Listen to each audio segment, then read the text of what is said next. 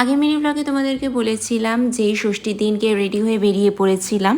তো আমি, বাবা আর মা মিলেই বেরিয়েছিলাম। এই দিনকে আমরা তিনজন বাবার গাড়ি করেই বেরিয়েছি। আর মেনলি না, ঠাকুর দেখার থেকেও আমার এই গাড়ি করে ঘুরে বেড়াতে বেশি ভালো লাগে। ব্যাপারটা আমি খুব এনজয় করি। এই লাইটিং, বেশ একটা সুন্দর জার্নি আমার খুব ভালো লাগে।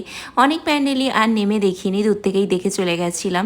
আর এই প্যান্ডেলের থিমটা বেশ সুন্দর করেছিল।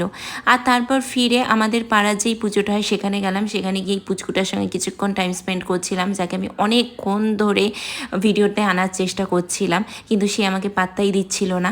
এই পুচকুটার সাথে একটু খেলা করে চলে গেছিলাম বাড়িতে। মার কিছু কাজ ছিল, তো মা সেই সব কাজ মিটিয়ে তারপর আবার আমি, মার বোন বেরিয়েছিলাম একটু সামনেই দুটো ঠাকুর দেখতে।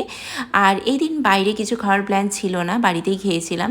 শুধু একটা আইসক্রিম খেলাম, তারপরে একটু ঠাকুর দেখে বাড়ি ফিরে এলাম।